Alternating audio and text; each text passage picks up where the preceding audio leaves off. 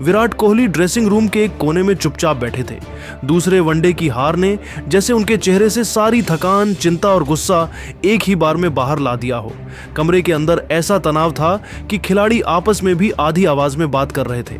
बाहर कैमरों की चमक थी, लेकिन अंदर माहौल एकदम भारी। तभी अचानक ड्रेसिंग रूम का दरवाजा जोर से खुला और अंदर आए रोहित शर्मा। रोहित ने एक शब्द भी नहीं कहा, बस अपनी फाइल मेज पर पटक दी। उस फाइल में थी तीसरे वनडे की नई प्लेइंग 11। और जैसे ही खिलाड़ियों ने उस लिस्ट की एक झलक देखी, पूरा कमरा सन्न हो गया। रोहित की आवाज इस बार पहले से कहीं ज्यादा कड़क थी।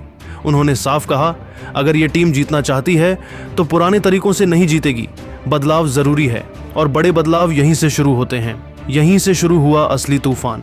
बदलाव इतने भारी थे कि खुद गौतम गंभीर भी एक पल के लिए चौंक गए।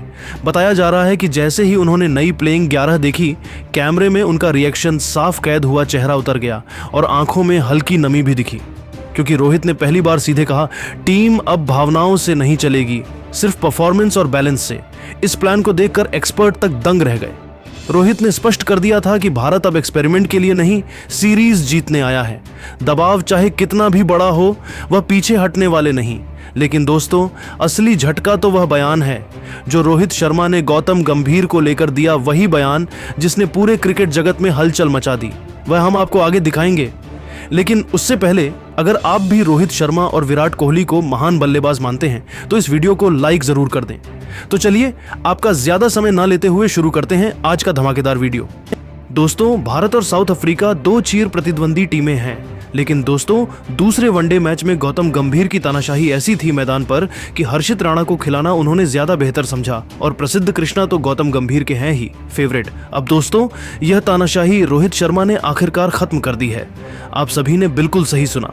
दूसरा वनडे मैच जब भारत 4 विकेट से हारा तो हर कोई गमगीन था, क्योंकि किसी को भी विश्वास नहीं हो रहा था। अगर हम 358 रन का स्कोर भी डिफेंड नहीं कर सकते तो इसका मतलब यही है कि हमारी गेंदबाजी दिन पे दिन और खराब होती जा रही है। और इसका मुख्य कारण है बस गौतम गंभीर।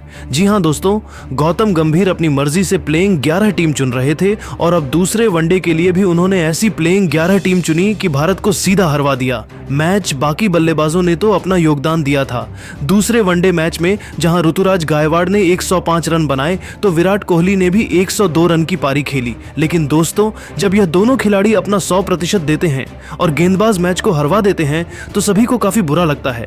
इस बीच रोहित शर्मा ने अपनी कप्तानी से कोशिश भी की भारत को मैच जिताने की, लेकिन हर्षित राणा जैसे गेंदबाज इतने अनाड़ी हैं कि उनको रोहित की बात समझ ही नहीं आती। लेकिन दोस्तों, अब रोहित शर्मा ने तीसरे वनडे मैच के लिए प्लेइंग 11 टीम में ऐसे भयंकर बदलाव कर दिए हैं कि सुनकर अब गौतम गंभीर के भी कान सुन्न हो जाएंगे। जी हां दोस्तों, आपने बिल्कुल सही सुना। तीसरे वनडे से पहले ड्रेसिंग रूम का माहौल कुछ ऐसा बन गया कि गौतम गंभीर की रणनीति पर अब सीधे सवाल उठने लगे और रोहित शर्मा ने साफ संकेत दे दिया कि इस मैच में अब एक ही फैसला चलेगा टीम का, और टीम का मतलब है परफॉर्मेंस। दूसरे वनडे की हार के बाद पूरी टीम एक अलग ही तनाव में थी। रोहित ने मीडिया से नहीं बल्कि टीम के अंदर चुप्पी तोड़ते हुए कहा कि हम मैच हारे, गलती हमारी है। लेकिन यह भी सच है कि कुछ फैसले मजबूरी में लिए गए थे। ये बात साफ इशारा कर रही थी कि हर्षित राणा और प्रसिद्ध कृष्णा को खिलाने के फैसले को लेकर अंदर ही अंदर असहमति थी। रोहित ने पहली बार खुलकर कहा कि मैनेजमेंट हर्षित को टीम में शामिल करने के पक्ष में नहीं था, लेकिन लगातार दबाव के कारण यह बदलाव करना पड़ा। वहीं प्रसिद्ध कृष्णा की खराब फॉर्म पर भी रोहित ने स्पष्ट कहा, ऐसे मैचों में प्रयोग की जगह नहीं होती। जो हुआ अब दोबारा नहीं होने देंगे। यही वह पल था जहां से असली बदलाव शुरू हुए।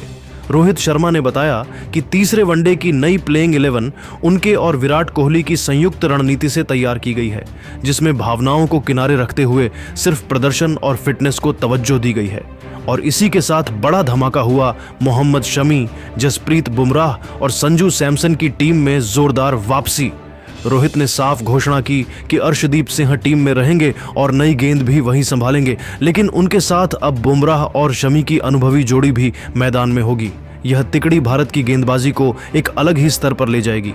कुलदीप यादव स्पिन विभाग में अकेले उतरेंगे, जबकि नीतीश रेड्डी को बतौर ऑलराउंडर बड़ा मौका दिया जाएगा। मिडिल ऑर्डर में भी एक बड़ा बदलाव किया गया, जिसमें ऋषभ पंत के साथ साथ संजू सैमसन को भी प्लेइंग 11 में शामिल किया गया है। पंत की आग और संजू की स्थिरता मिलकर भारत को मिडिल ओवरों में दमदार पकड़ देंगी। विराट कोहली हमेशा की तरह नंबर 3 पर टीम की रीढ़ बनेंगे, नंबर 4 पर पंत, नंबर 5 पर केएल राहुल और नंबर 6 पर संजू सैमसन उतरेंगे। ऋतुराज गायकवाड़ को भी इस बार मौका दिया गया है ताकि बल्लेबाजी का फ्लो पूरे मैच में बना रहे। इसके बाद जडेजा और वॉशिंगटन सुंदर बल्लेबाजी और गेंदबाजी दोनों में टीम को गहराई देंगे। और फिर रोहित ने सबसे बड़ा ऐलान किया, ओपनिंग मैं और यशस्वी जायसवाल करेंगे। इस घोषणा ने पूरे ड्रेसिंग रूम में जोश भर दिया, क्योंकि यह वही जोड़ी है जिसने कई बार भारत को तेज और डराने वाली शुरुआत दी है। अंत में रोहित ने खिलाड़ियों की लिस्ट दिखाते हुए कहा कि यह टीम संतुलित भी है, फिट भी है और सबसे ज्यादा जीतने के इरादे से चुनी गई है। बदलाव किसी को हटाने के लिए नहीं, बल्कि भारत को मजबूत बनाने के लिए किए गए हैं। रोहित के शब्दों में आत्मविश्वास साफ गूंज रहा था। इस टीम को देखकर साफ है, अब दक्षिण अफ्रीका भारत को चुनौती नहीं दे पाएगा। दोस्तों, ये नई प्लेइंग 11 देखकर लग रहा है कि भारत निर्णायक मुकाबले में अपनी सबसे ताकतवर सेना लेकर उतर रहा है। ये सिर्फ रणनीति नहीं, यह संदेश है, टीम इंडिया जीतने आई है, प्रयोग करने नहीं।